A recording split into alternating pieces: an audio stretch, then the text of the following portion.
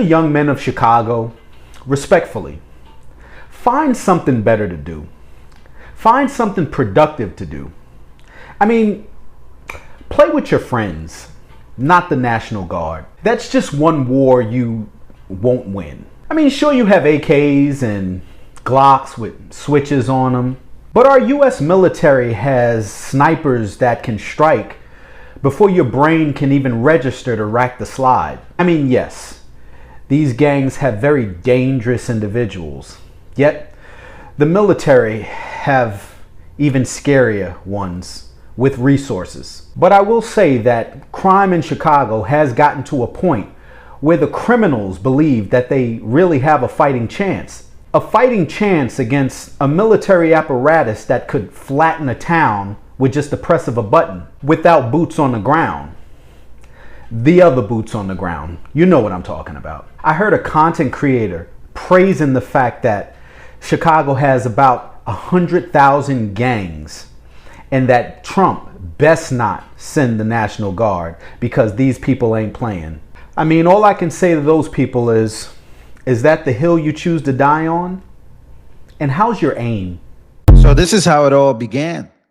Trump getting warned that you cannot bring the National Guard to Chicago because the gangs are going to fight. The gangs are going to fight the National Guard. Don't bring them to Chicago, says. This is how it all started. Trump, do not send the National Guard to Chicago, gang. Do not, I repeat, do not do it. We are a different fucking breed out here, nigga. We are not Los Angeles, nigga. We are not Washington, D.C., nigga. This is Chicago, nigga. Them niggas go fight back. I'm telling you, them niggas go fight back, gang. Whatever, I don't give a fuck what you talking about. Them young niggas got switches, gang. They not going for that shit, bro. I know a bunch of y'all finna say, oh, it's the National Guard. They can't do anything about it. They must go in Chicago. Nigga, do y'all know that it's more bad people than good people, bro? There are over 100,000 gangs in Chicago by the city by itself, gang. So that's how it started. Now we go to how it's going out there and how in the sky they're looking up. The National Guard is making their way there. They're about to start organizing themselves in the city of Chicago. And this is how it's going. So the surge has begun. You can see the new ICE vehicles on the streets here in Chicago. We're just outside the Cook County Courthouse, but that surge is part of the ICE-led Operation Midway Blitz that they say is in honor of a beautiful young Chicago woman, Katie Abraham, who was killed by an illegal alien drunk driver back in January of this year. And while we are getting reaction from Illinois Senator Dick Durbin, who says that this blitz won't make Chicagoans safer, let me show you this video. Early this morning, I was out with one of ICE's teams, and we arrested this individual. His name is Juan Gaspar, and he is a 43-year-old illegal alien from Mexico. He has been convicted in 2024 of forcibly sexually assaulting a child under the age of 13. He was taken, as you can see here, without incident, but this is all part of the exact sort of violent criminal illegal alien that the ICE operations hope to bring in, apprehend, and ultimately deport. We were writing. So you got two things happening here. You have Chicago gangs thinking that they're important enough that the mission is about them. Yes, it's about stopping crime, but it's also about ICE arresting people like this guy right here. And that's who is happening. That's what's happening, right? You have the gangs, then you have ICE, you have all these protesters, you have all this chaos. And then you have the National Guard arriving. Helicopters in the air, people smelling it. They're smelling a change that they've never seen before, that they never thought a president would do or president would take. Hear how residents of Chicago are taking this. Hey, man, those of y'all in Chicago and other cities that are telling Trump not to send the National Guard there because the YNs are going to scare away the U.S. military, y'all are out of y'all minds. I don't think y'all understand we have the strongest military in the world. The YNs and gangs in your city have nothing on the U.S. military. I just seen a post dude was like, yeah, don't come to Chicago. Y'all don't understand how dangerous it is. This ain't D.C. Clearly, you've never been to D.C. I don't know why y'all think D.C. is sweet, and y'all see how they cleaned it up quickly. They'll do the same with Chicago. Did you see the Venezuelans that tried to smuggle some drugs in here on the boat a couple days ago? And they got blown up? What you think is going to happen on American soil? and go ahead and think you're going to attack one of these National Guardsmen. Go ahead, see what happens.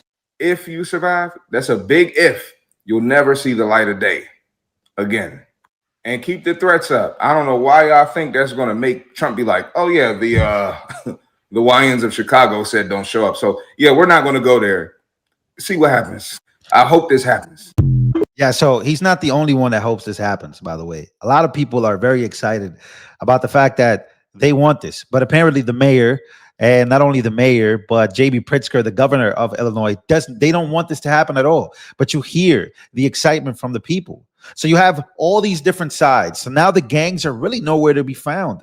A lot of people are going into hiding because they know it's about to get crazy in Chicago when it comes to the National Guard. And yes, they will be armed. So if you try something, just know you are trying something against the military. You're trying something against people who are trained to do this, especially here.